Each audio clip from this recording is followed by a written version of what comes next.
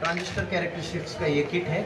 इसमें left side input characteristics by keeping some constant of right side.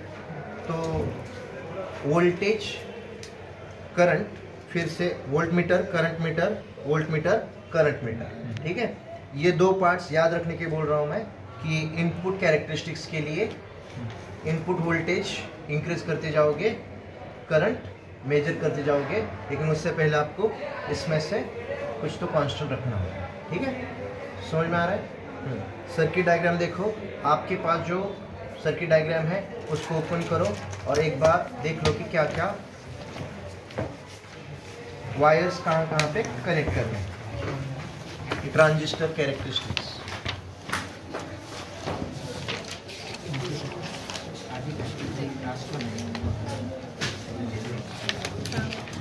का बताता हूँ मैं कनेक्ट करने का।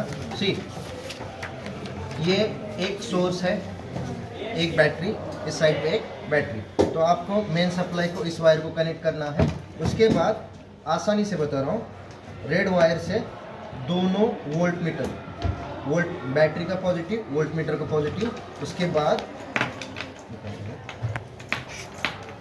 बैटरी का निगेटिव, वोल्ट मीटर का निगेटिव, सेकेंड ये हुआ लेफ्ट साइड का वोल्ट मीटर। अब इस बैटरी के पॉजिटिव से इसका पॉजिटिव,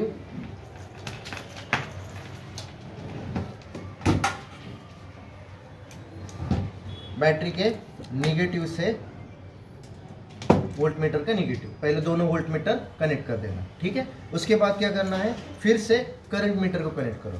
तो पॉजिटिव से इस करंट मीटर का पॉजिटिव, वही दूसरे साइड के बैटरी से करंट मीटर का पॉजिटिव। हो गया? अब सारे कॉमन पार्ट्स टर्मिनल्स कनेक्ट कर दो, यहां से यहां तक,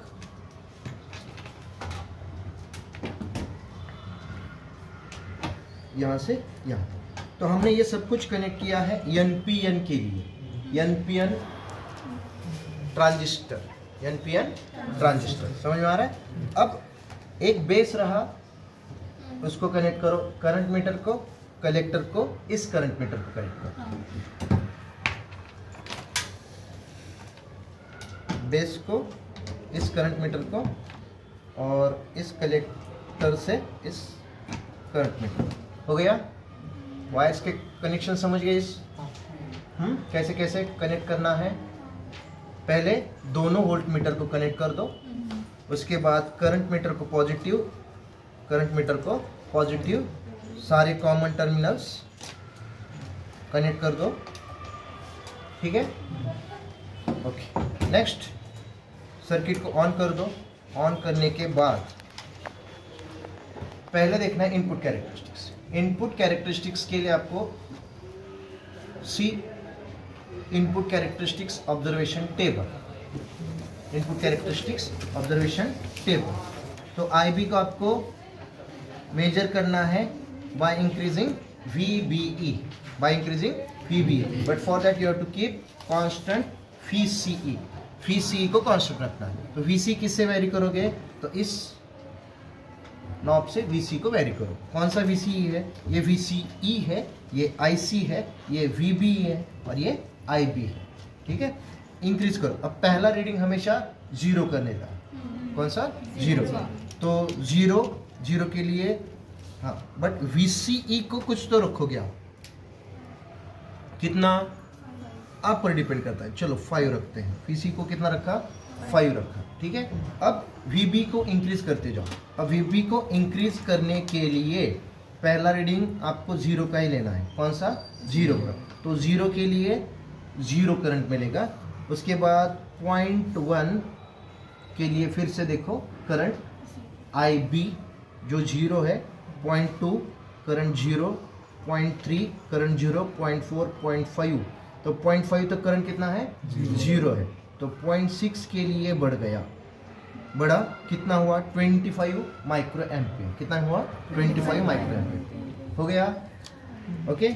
उसके बाद 0.7 नोट डाउन करो IB, 0.7 VB के लिए IB नोट डाउन करो और 0.8 के लिए नोट डाउन करो। ठीक है, ठीक है। अब यहाँ पे जो वेरिएशन हुआ है इस करंट में, ये ऑब्जर्व करने की जरूरत नहीं। ये थ्योरेटिकल पार्ट में आपने देखा है कि क्यों इंक्रीज होता है। ठीक है, फिर से इसको 0 कर दो, इसको भी 0 कर दो। ये हुआ इनपुट कैरेक्टरिस्टिक्स। ठीक है, अब आउटपुट कैरेक्टरिस्टिक्स। आउटपुट कैरेक्टरिस्टिक्स में सी टेबल, आउटपुट कैरेक्टरिस्टिक्स में क्या करना है आपको? IB को कांस्टेंट रखना है। किसको? IB को कांस्टेंट रखना है। उसके बाद VC को इंक्रीज करना है और IC को मेजर करना है। ठीक है, तो IB को कांस्टेंट कैसे रखोगे? तो इस नॉब से IB को कांस्टेंट रखो। अब हमें पता है कि जब तक VBE 0.6 नहीं होता तब तक IB इंक्रीज होगा क्या? नहीं। तो इसके लिए आपको इंक्रीज करना है। अब कितना रखना है IB को? चलो 50 लेते हैं पहले। कितना लेते हैं? 50। You can vary according to your choice. कितना लिया? 50 लिया IB को कांस्टेंट रखा। अब VC इस नॉब से इंक्रीज करना है। कितना? 0। अभी 0 ही है। 0 के लिए करंट भी 0, कलेक्टर में से फ्लो होने वाला करंट 0। इसको करो 1 के लिए करंट नोट डाउन करो। ठीक है, अब ये करंट मिला 5 मिली एम्पियर। कितना मिला? 5 मिली एम्पियर। नोट डाउन करो। VC इंक्रीज किया, IC को नोट डाउन किया। ठीक है, again 2 volt constant current, 3 volt IC constant. तो आप अगर ग्राफ ऑब्जर्व करोगे तो ये पहले इंक्रीज होगा फिर कांस्टेंट। समझ गए?